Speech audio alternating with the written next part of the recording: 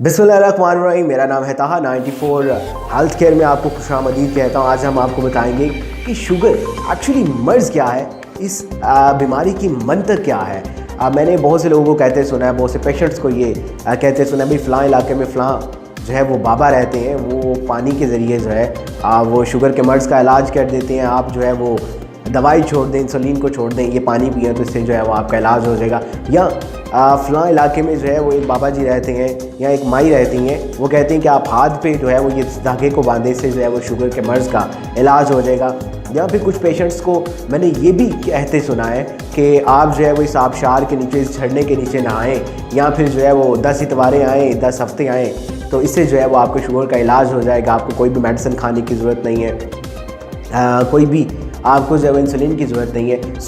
मैं आज आपकी तवज्जो जो है वो इस बीमारी की तरफ लेके आना चाहूँगा कि रब ताला ने जो है वो इंसान के जिस्म में एक छोटा सा ग्लैंड बनाया है जिसे हम पैंक्रियाज कहते हैं। उस पैंक्रियाज का काम क्या होता है? एक तो वो पैंक्रियाटिक जूस पैदा करता है जो खुराक को जज्ब करने में मदद देता है। दूसरा वो पैंक्रियाज क्या करता है कि जो खुराक हम खाते हैं वो उसमें से ग्लूकोज़ की मिकदार को अलहदा कर लेता है, जो एक नॉर्मल इंसान के लिए ज़रूरी होती है, जो उसके ब्लड में ज़रूरी होती है, वो उस मिकदार को अलग कर लेता है और बकाया जो ग्लूकोज़ की मिकदार है वो सेल्स में चली जाती है, जो एक नॉर्मल इंसान में होती है, जिसे शुगर नहीं होती। अब शुगर का मर्ज़ होता क्या है? जब वो रब ताला का बनाया हुआ ग्लैंड पैंक्रियाज जो है वो काम करना कम कर देता है या मुतासिर हो जाता है, इससे जो है वो फिर शुगर का मर्ज़ लाहक होता है।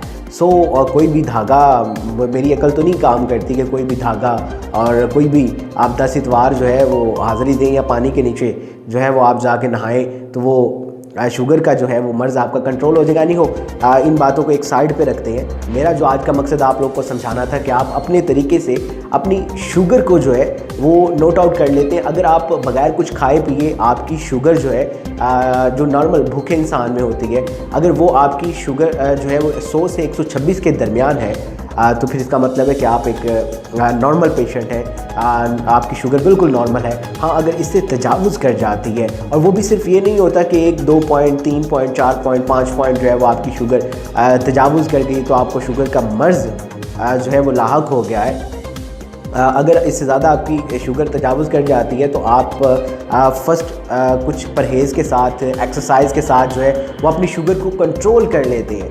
अब उसके बाद क्या होता है कि जब पैंक्रियाज थोड़ा सा ज़्यादा मुतासिर हो जाता है तो डॉक्टर हजरात क्या करते हैं कि मेडिसिन देते हैं, दवाइयाँ देते हैं जिसके ज़रिए शुगर को जो है वो कंट्रोल किया जाता है। और वो भी दवाइयाँ जो है वो सारी एक जैसी नहीं होती। अब बाज़ जो है वो पेशेंट को दवाई ये दी जाती है जिसका मकसद ये होता है कि वो मैदे से ग्लूकोज़ की मिकदार को ज़्यादा मिकदार में जज़ब करती है, या पैंक्रियाज अगर मुतासिर हो जाता है तो वो पैंक्रियाज के साथ मिलके खुराक में से जो है वो ज़्यादा ग्लूकोज़ को निकालने में मदद देती हैं। या फिर क्या होता है कि वो मेडिसिन जो है वो पेशाब के ज़रिए ग्लूकोज़ की मिकदार को यूरिन के ज़रिए खारिज कर देती हैं।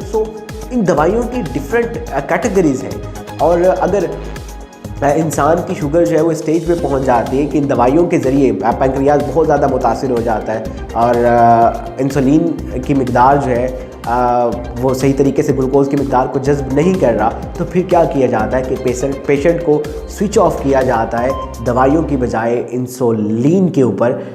और फिर वो इंसुलिन क्या काम करती है? वही इंसुलिन वही काम करती है कि जो एक नॉर्मल इंसान का पैंक्रियाज काम कर रहा होता है। वो ग्लूकोज़ की एक ख़ास मिकदार को इंसान के ब्लड में शामिल करती है, बकाया मिकदार को सेल्स में भेज देती है, यूरिन के ज़रिए खारिज कर देती है।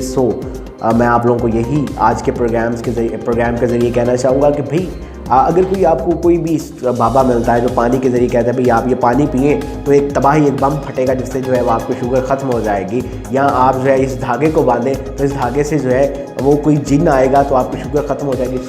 अगर आप इन चीज़ों पर बिलीव करते हैं तो मैं आपको ये नहीं कहूँगा कि आप इन चीज़ों की तरफ ना जाएँ। अगर आप जा भी रहे हैं तो खुदारा जो है वो मेडिसिन का इस्तेमाल बिल्कुल भी मत छोड़ें। मैंने बहुत से पेशेंट्स को देखा है, बहुत से अपने दोस्तों को देखा है जो मेडिसिन का इस्तेमाल छोड़ देते हैं और ये हाज़िरियों की तरफ चले जाते हैं। और फिर क्या होता है कि एक ख़ास मुद्दत गुजरने के बाद जब उनकी शुगर बिल्कुल आउट ऑफ कंट्रोल हो जाती है, मेडिसिन के ज़रिए उनकी शुगर को कंट्रोल किया जा सकता है, लेकिन फिर क्या होता है कि उनको इंसुलिन पे स्विच करवाना पड़ता है और आपका जिस्म जो है वो एक अच्छा खासा जो है वो डैमेज हो जाता है। सो मैं आपको यही कहूँगा कि अगर आप इन चीज़ों की तरफ भी जाना चाह रहे तो बिल्कुल भी आप डॉक्टर को मत छोड़ें, बिल्कुल भी अपनी मेडिसिन को मत छोड़ें और अपनी शुगर को खुद आप चेकआउट करें।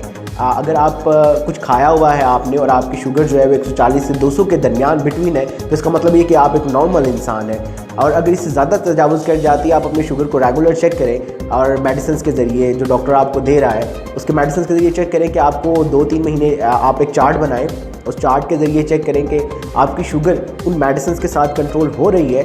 वर्जिश करें, अपनी खुराक को बेहतर करें, तो इससे आपकी शुगर जो है वो कंट्रोल हो जाएगी।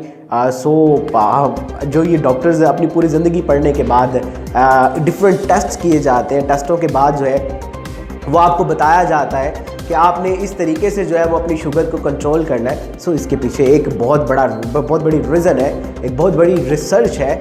सो मैं यही कहना चाहूँगा कि अपना ढेर सारा ख्याल रखिएगा और अपना ख्याल रखिएगा। अल्लाह हाफिज़। 94 हेल्थ केयर से मुझे इजाज़त दीजिए। इंशाल्लाह रेडियो पर, सोशल मीडिया, टेलीविज़न, कहीं ना कहीं आप लोगों से मुलाकात होती रहेगी। आपका प्यार मिलता रहेगा।